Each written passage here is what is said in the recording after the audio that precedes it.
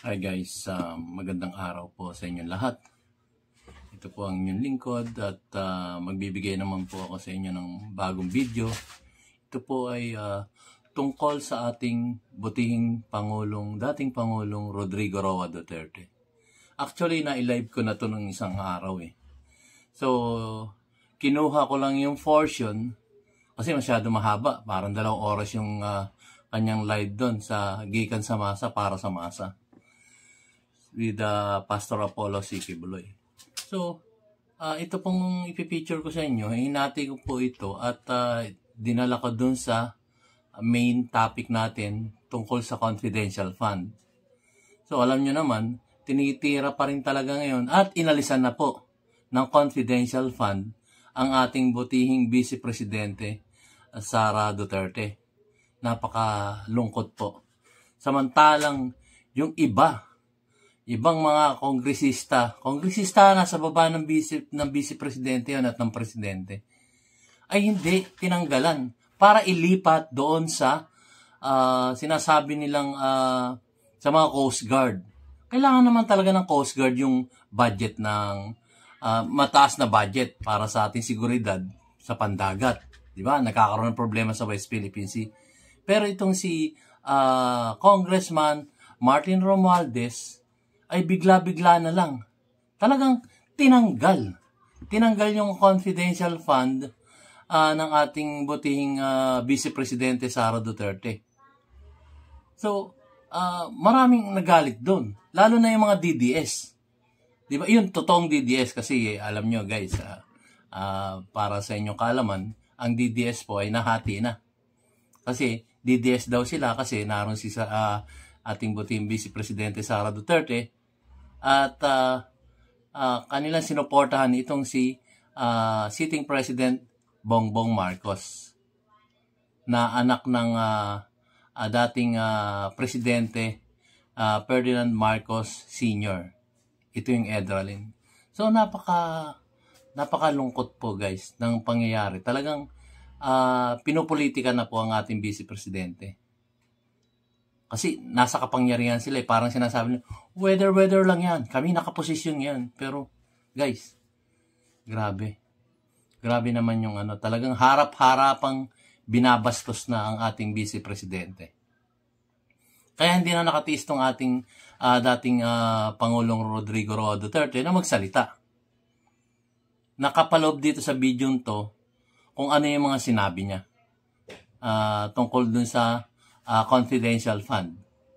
Sinabi rin niya doon na ibinigay ng anak niya sa kanya yung platform niya kung saan niya gagamitin yung confidential fund. Maririnig niyo rito sa kanyang talumpati rito sa speech niya dito sa Gikan sa Masa para sa Masa with Pastor Apollo C. Kibuloy. Kasi ito yung programa niya, regular program niya to.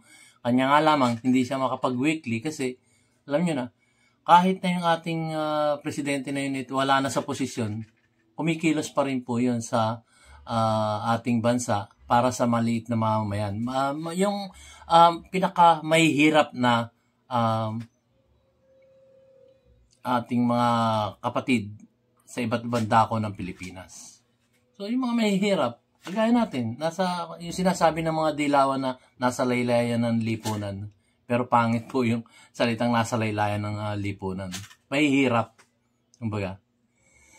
So yun, nakakalungkot po guys. Wala nang confidential fund ang ating Vice Presidente. At nananatili yung mga kongresista, mga senador, tanging in particular lang sa Vice Presidente ang tinanggalan. Talagang, siya, mantalong nung una guys, nung budget deliberation. Marami pang nagtatanggol sa ating butihing Vice Presidente Sara Duterte nung budget deliberation sa Kongreso. Marami pang sumusuporta sa Vice Presidente nun. Ultimo tong si Congressman Sandro Marcos, anak ni Presidente Bongbong Marcos. Pero, kumakati na naman yung ilong ko. Alam nyo kasi pagka ganitong medyo nakakaramdam ako ng hindi maganda na nangyayari sa ating bansa. Yun po guys. Kaya, siyempre sabihin nyo, ano magagawa namin doon? DIY KKB. Siyempre, malaki ang magagawa natin doon. Isaksak natin sa isip natin ang ating magagawa doon, guys, yung pagdadating na ang eleksyon. So, ipunin lang natin yung mga ginagawa nila. Di ba? So, pag darating na eleksyon, iboboto pa rin ba natin yun, guys? Kayo na umusga kasi ako, tumitingin ako, sabi nga sa inyo, tumitingin ako dun sa nagagawa o nagawa na ng isang politiko. Di ba? Ngayon, pinopolitika nila si Vice Presidente Sara Duterte. Siya lang ang tinanggalan ng confidential fund. Samantalang, simula doon sa presidente na bilyon ang confidential fund, hindi nila tinanggal yon.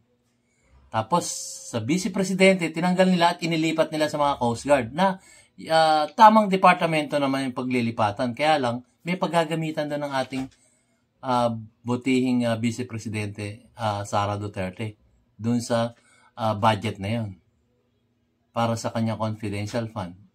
So, kung mapapansin nyo yung una kong vlog, hindi lang pala confidential fund yun, meron pang special fund, gano'n, mga extraordinary fund. Marami, guys. Kaya nakakalungkot. Yung extraordinary fund na yun ang kanilang ginagamit na imbis na confidential fund, mas maganda sa extraordinary fund kasi panoorin nyo dun sa nauna kong vlog. Grabe. Grabe na po ang lantarang pangungulimbat ng ating pera. Gaya nga nasabi ko sa unang vlog ko Ultimo, yung kapapanganak pa lang, nagbabayad na ng tax yun, guys. Nagbabayad na rin ng tax yun. Yung mga baby, pagsilang pa lang nila, hindi pa nga silang sinisilang sa mundo, nagbabayad na sila ng tax So, paano ko nasabi yun? Medyo mahabang usapin po yun. Pero, yun po, ultimo yung sanggol, nagbabayad na ng tax sa ating gobyerno yun. Ultimo yung walang mga trabaho, nagbabayad pa rin ng tax yun sa ating gobyerno. Kung hindi nyo po alam. Lalo na yung mga may trabaho. At lalo na yung mga manager at matataas ang tungkulin na malalaki sweldo, pataas din ang tax nun. Habang tumataas ang sweldo nila, tumataas din ang tax nun. So, saan napupunta? Saan lang napupunta, guys? Sa ating mga politiko na may confidential fund. Kaya may karapatan po akong magsalita ng ganito kasi taxpayer din po ako. Lahat ng Pilipino ay taxpayer po. So, sa ibang vlog natin, tatalakayin po natin. Pero dito muna po tayo sa sinasabi ng ating butihing dating Pangulong Rodrigo Roa Duterte patungkol dito sa confidential fund. So, ito na po siya. Medyo nakakagigil lang, guys. Pasensya na po. The confidential funds like what your daughter, the Vice President, at the same time the DepEd Secretary, is asking for, that they made a big issue out of it na demonize pa siya. Di ba important itong intelligence fund na to na when you were president, this is your forte, na hindi makalusot ang droga, hindi makalusot ang mga terorista dito because you have a wide intelligence.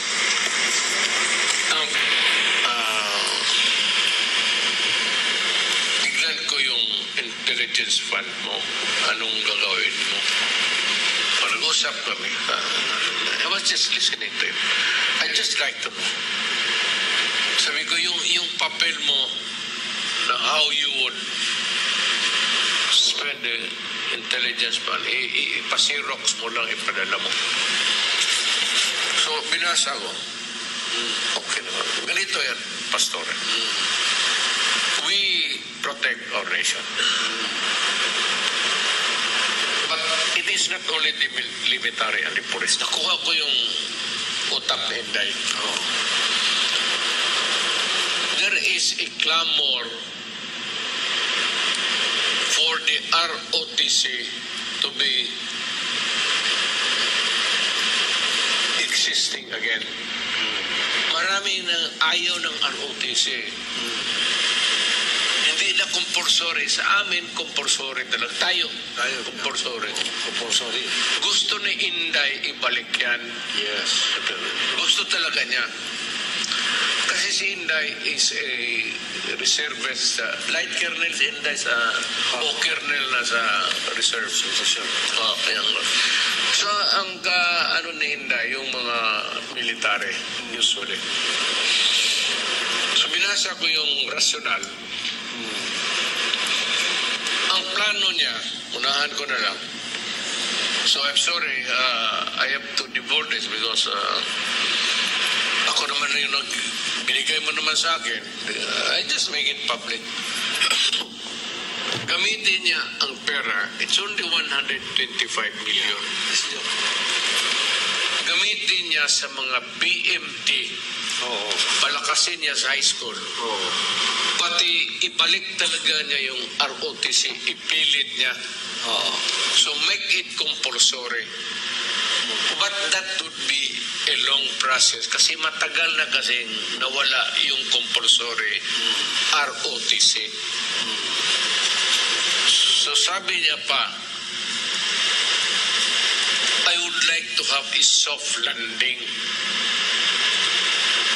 Kasi ayaw ng mga bata. Alam mo, bata gusto inom, suroy, ganun. Hindi na alam yung at least a little amount, space and time na magkaroon sila ng sense of love of country, ganun. So, papasok ito sa ROTC. At sinabi niya, ngayon, hindi ito madala kaya mapilit ka agad. You have to have a soft landing. Sabi niya, seminar muna bago sa enrollment o dalhin sa kampo yung mga bata, field trip muna nila, continuous yan para makita ng mga bata kung ito yung mga kanyo natin, yung pawakan sila ng tangke de guerra, pasakayin sila sa aeroplano. Yun ang plano niya. Ngayon sinabi niya, yung PMT naman sa high school pa lang, gusto niyang palakasin. Sabi ko, Day, how many PMTs there are in the Philippines? How many ROTC? Magkita lang 125 million. So, ito sabi niya, seminar mo lang ito, mga ano yung, make it as soft as it could ever be. Hindi man natindihan ng mga komunista yan. Kaya sabi ko sa kanya, magprangka ka na lang. Itong intelligence fund na ito, gagamitin ko para sa utak ng Pilipino kasi ito ang target ko, kayong mga komunista nandyan sa Kongreso. Pati kayong mga komunista. Prangkahin mo na yan si Franz, pati Ladja, sa bakit kaibigan ko yung, kaibigan ko lahat eh. Siya sa Tor Ocampo, mahal ko sila. At no other time, sa history ng Pilipinas, ang Communist Party of the Philippines, lahat ng liderato nila, I invited them to break bread with me sa Malacanang. Nagkain kami doon nung gabi. Sabi ko sa mga military, ano ko, wag ba akong ano yun. Doon pagbibidis. Pinapasok ko, I open the gate. Gabi.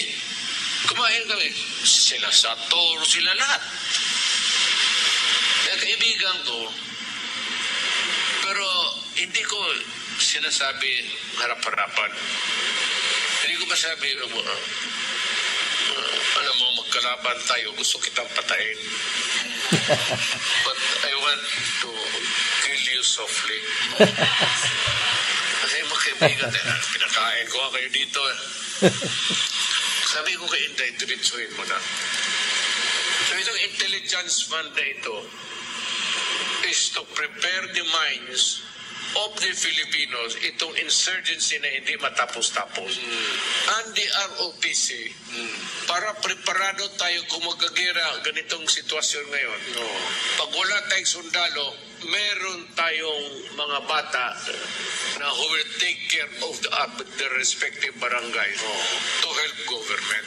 Yun, tama Pero naman. ang una mong target sa intelligence fund mo, ikaw, France, kayong mga komunista ang gusto kong patay. Sabihin mo na sa kanya. Pero hindi man niya sinabi. Sabi niya, alam mo kasi pa, kung sinabi ko, baka iharas na yung mga PMT. Marami yan buong Pilipinas. Yun lang naman sana magkakaroon lang ng mga seminar. Hindi yung military, kaya military kasi nagre-resist nga eh. The reason why itong mga bata dito ang ayaw ng ROTC kasi ayaw ng military. Hindi naman lahat ng Pilipino love ang military. Tayo, ikaw love natin because I know and you know what they are sacrificing for. But it is not easy for that to sink. Kaya ng soft landing yan eh.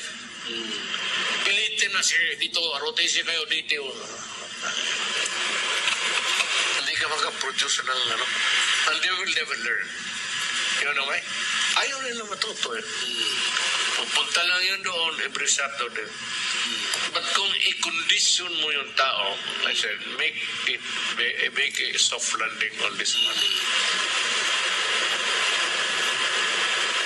Sabi niya, yeah, I am just articulating what Inday said to me sa cemetery doon sa... Ngayon, ayaw niya, hindi man siya, it was never the time for her to say it in public. Pinadala niya ako right after that, pinasiro niya sa opisina, tinawagan niya na bigyan. So binasa ko yung rational or the wisdom of what she intends to do.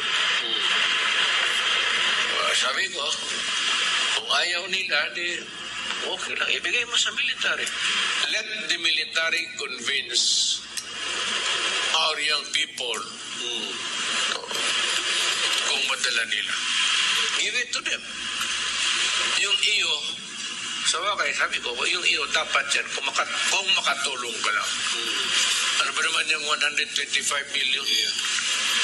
Sabi ko, sabi ko, yun ang yung ang hinawakan ko ng papel, yun ang ano niya. Yun ang plano sana niya. Hindi ang intelligence pang para gastusin sikreto. Hindi naman kami gutom pa. Ano ba yung 125 million? Ako wala ang pera, pero kung 125 million lang, saksak ko sa bunganga ni Francia. Boom. Produce that naman. Funny. Paghiram lang ako sa iyo, basi 1 billion. Si Inday, bakit siya magsabi na magnakaw? Mapunta na siya kay Pastor.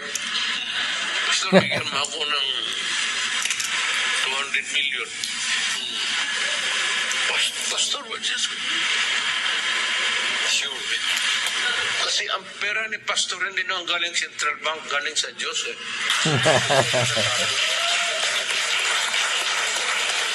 Totoo yan, kayo mga taga-Maynila, kayo mga congressman yan, mga senador. Baka sabihin ninyo talaga kami na, hindi lang kami mga yung ibang ano, maghingi ng hangol kami ng pera. Putangin na. Kayo ang maraming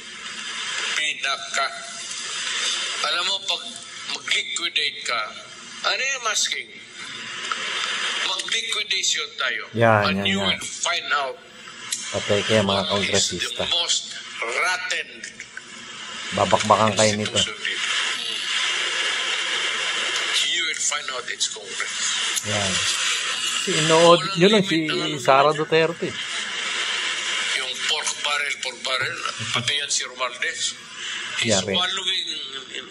Alam mo kasi, ayaw ko kung bakit. Ano niya si Inday. Si Inday naman, is perceived to be a good candidate. Kakandidato kasi si I'm Romualdez. saying now that Inday, as far as I'm concerned, should not run for president. Tama na yung vice president. Oo, tama. Maganda na yan. Ibigay na niya sa iba. This Romualdez, speaker, yan ang sige bigay ng mga congressman, pinabusog nila lahat. Pero sabi ko, mag-audit tayo. Yan. Because the speaker is poised to be or to run for president. Well and good. Gusto ko ikaw ang mapresidente. Malabong manalo yan. Kasi noon kaibigan kita. Wala pa yan si Marcos, nakakampanya pa. May parang sinasabi ka na gusto mo. Sabi ko, okay. I was not thinking of my daughter. Perceive lang yan siya to be a good candidate. Yun pala Pero yun. tuluyan ko na, ikaw na, Romualdez. Yan, sige. Pero maghingi ako ng audit. Yan na. Ngayon, kung hindi ibigay sa atin yan, I will ask everybody, from the farmer to the businessman, to the church people, to every Filipino, to every soldier and policeman, that we all demand that we open the liquidation. Yes, tama yun. Lahat para malaman rin namin Kung sino yung kung korap. paano ninyo winaldas ang pera namin. Yun, tama yun. Yung pera namin hindi man sa inyo. Just because you are the keeper of the... Makinig ka, Romualdez. Kayo ang mag-distribute, okay yan. Patama lahat sa ito. Pero tignan ko yung how much have you spent so far. And I will demand the COA. Yari, sisilipin talaga niya to. Then I am asking the Filipino, everybody, every soldier, every policeman, every farmer, to demand para malaman natin once and for all Tama. Sige ako. kung sino ang nagwawaldas ng pera sa Pilipinas. Yun, very good. Excellent. Tama yan. Kasi masakit sa amin. Ito ang sakit sa akin itong mga ibang binabayarang vlogger sasabing Inday, patay gutom, magnanakaw. Sobra na yun. That's below the belt. And we tama. know that you have been paid to do that. Sa akin nga nagko-comment ganun. Take that sitting down. Kaya tama yung sinabi ng ating dating Pangulo. May ebidensya We sila. need an audit of all the money that are being spent. Hindi lang confidential fund. Ikaw, Franz, kayo nga komunista dyan Yan. Patay. Yung mga left, Yan. how did you spend the money all this year? Do not make yourselves an exception. Ako, Presidente, open. Oo. You go back in time, buksan mo lahat. Yan, si Tatay Digong. Ako? Taga-Davao, kilala mo ninyo ako. Kung kurap yan, Davao kung ang dami ng mata na... iwaldas ko yung discretionary fund ko, intelligence fund. Wala nga nag-i-issue sa kurap yan. Ganito kaya Yung hero presidency history niya. of Davao. Nandiyan si Pastor. Kayo lahat, you're a living witness. Now maganda ang Davao. How did it came about? Napunta na ako dyan. How did it flourish? 3 days nga ako dyan. Sa Davao Kinain ko City. yung intelligence fund. Ang intelligence fund, binili ko, pinapatay ko lahat. Kaya ganun ang Davao. Kaya luminis ang Davao. Yung mga kasama ninyo, pinatigok ko talaga. Yan, Yun ang totoo. Yan, Gusto rin yung malaman? Yan. But the office of the president, how much are you spending? Yan, patay. Kaibigan ba natin si Bongbong? Yan, si Marcos na. Para wala ng Make COA the guardian of the people's money. Open up everything including yours, kayong taga-COA. Yan. Lahat na siyempre.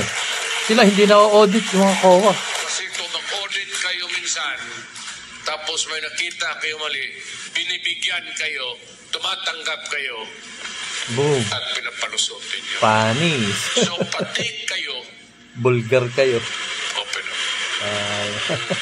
Kayo mga Pilipino, ilang COA investigations? Kinanti niya si Sara Huwag ninyong eh. tanungin na pangalan. Sabihin ninyo, magkano ang binibigay nila sa mga COA? Kinanti niya ang anak eh. Siyempre anak niya yun eh. Kahit sinong ama, Oo yan. paglalaban ng anak, wala namang ginagawa masama eh. Kaya nung akong prosecutor, tanod bayan ako. Wala pa yung ombudsman. Yan. I was a special prosecutor of the Tanod Bayan. Yun ang predecessor ng ombudsman sa bagong konstitusyon. Kaya may makita ako minsan na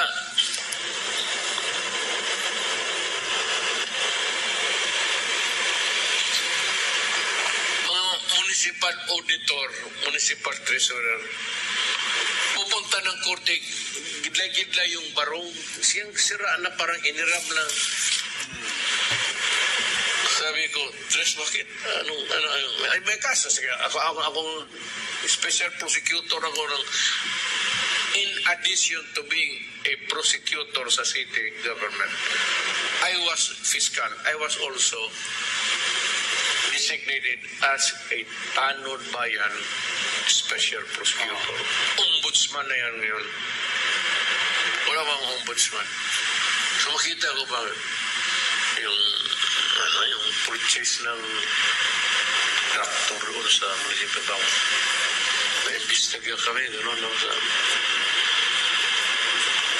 siyempre mayor talaga nang kukupit dyan. Sino pa?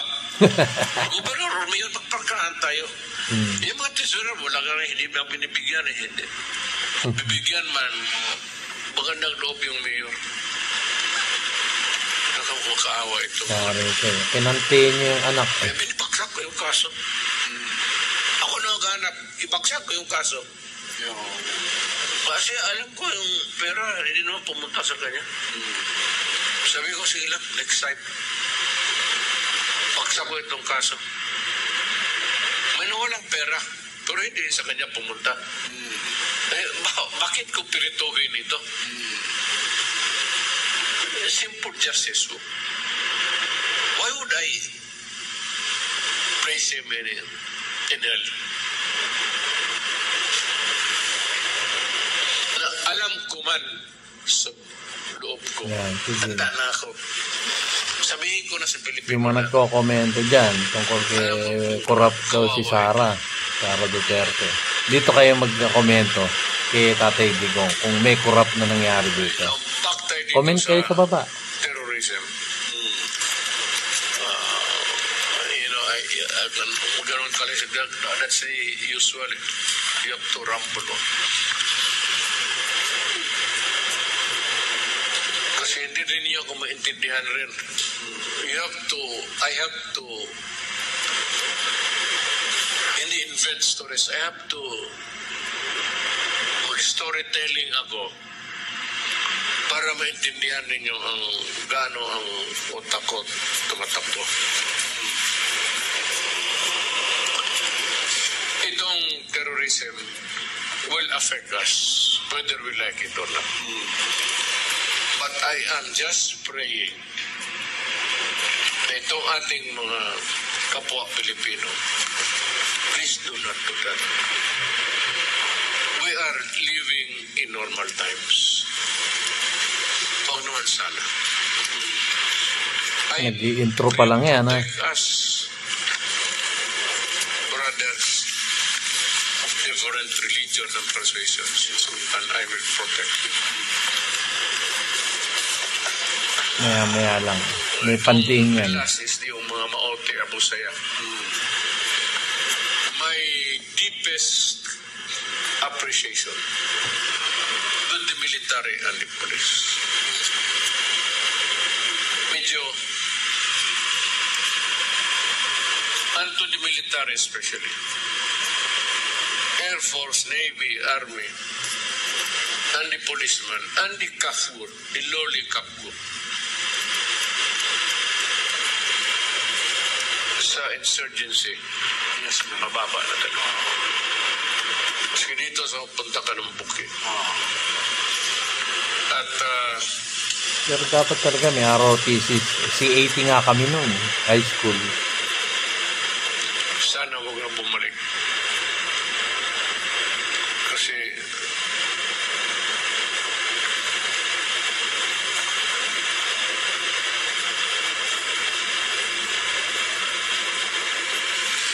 alam mo, matanda na kasi ako, pastor eh. Pero, in the background, sorry, but I have to, hindi ko kasi agad mabuga yung salita ko. Na Yung nabobwel mga na. nakita, walang oposisyon na. Nobody criticizes the government. And good that India is being criticized. But the left. Pero ang left is not hating government. Nabili na ang mga gagong putang ina. Ano, bumuha na belo sabi. Idiot. Marang Wala kagano. kasi. You look, mga Pilipino, tignan ninyo. Walang liberal, walang criticize. Good na si Inday na criticize. At least, merong mga taong nagkikriticize. Ang problema lang, itong nag-criticize sa kanya, yung mga tao na kalaban natin. At dapat naman, tama kayo. Kasi yung intelligence fund ni Inday is really geared towards the Filipino, the young Filipino, to kill you. Maswerte ka. Kasi kung mabalik ako sa gobyerno, Yan, nangyari. patay kayong lahat. Tatapusin ko na lang talaga. Nagpaparamdam na. Di ba? You know what? Kung ayaw ninyong mamatay ng sakit, hindi pagbabarilin ko na lang kayo. Guys, sigurado ako babalik yan. Isang taon lang yun. Sige, dal na tayo sa division. Punta ng ICC, punta dito. Kasi ang kalaban ng mga Duterte, kakaunti lang kayo. Sinabi ko sa inyo noon. Magaling lang kayong mag-message, Alam mo, Pastor, pero hindi kayo ubra kay Duterte. Wala talagang malinis to. Duterte, sa judicial killing, international press, everything. New York Times, ito mga putang inan to, kung Yan, ano. namura tuloy kayo. Sige lang. Ingay sila. Including lawyers for or against me. O konti lang kayo. Was it time na alam nila kung ano talaga ang tama? I kept my silence. Sige sila daldal na dyan. Sige lang ako tawa. Sabi ko dito mga ICC. Ako rin. Sige lang sila comment. Mga ulul kayo. Ako lang nagsasabi, putang ina, in public. Putang ina ninyo, wala naman kayong kwenta mga puti. When you ruled the world many years ago, you carved out so many colonies in Africa and made them slaves. Belgium, lahat yan. England, yung Dutch, Indonesia, Britain, Malaysia, Philippines, Amerikano, 50 years. Sinishit nila tayo.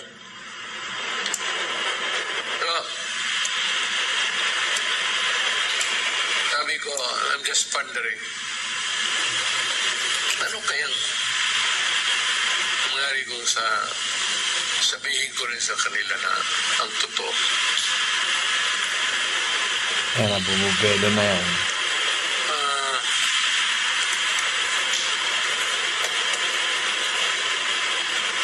It's about time that Amerikano. Itong government kasi, administration. Yan. I'm not naming names. Ito passive sa Amerikano. Bubuelo lang yan. Ito na. But in world affairs, I will side with America. Yung State Department must be a goddamn shit. But the American people are very good. And they have a good conscience of what the world should be. Pero yung mga tirada kasi ninyo, tapos itong kung ano ang gusto ninyong gawin, you drop the Afghans there as without informing us. So I'm asking the President. Yan na. Make it public. Yan na. Because this is my country. Bubuelo lang yan. Keep secrets about what is happening to my country. Kausap na si Marcos Because dyan. this is my country. Kausap na si Bongbong Marcos And dyan. I will make, sabi ko,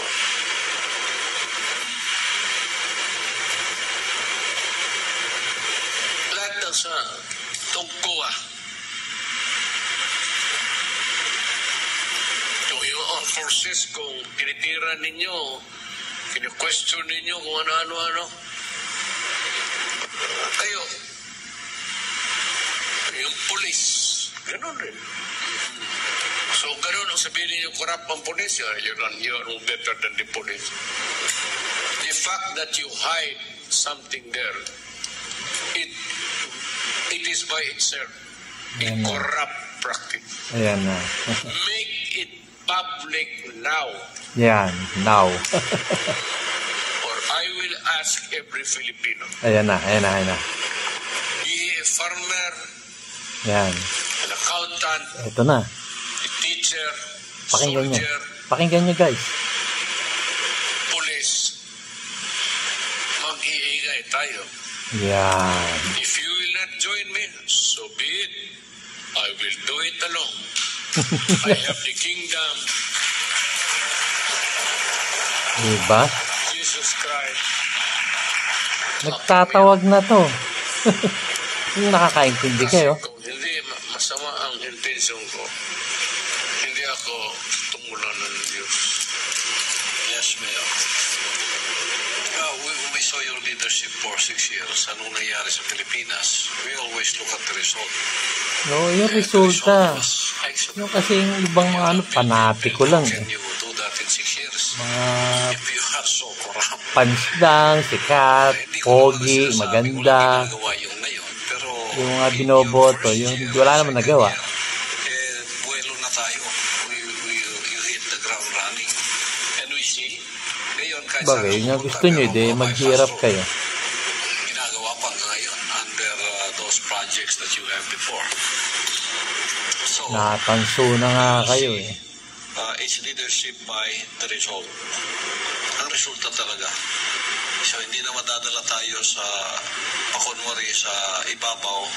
Ang resulta ng pamumuno ang nakikita natin. Yun, tama. And that's why the Filipinos are still holding you up in your popularity. You are still more than 90%. Piit na piit pa nga si Tatay Digong sa pagsasalita niya eh, pero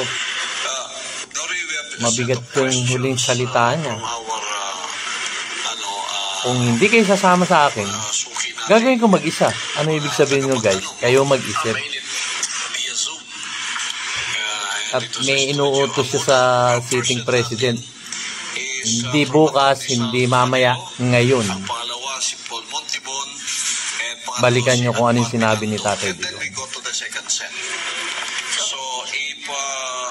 Guys,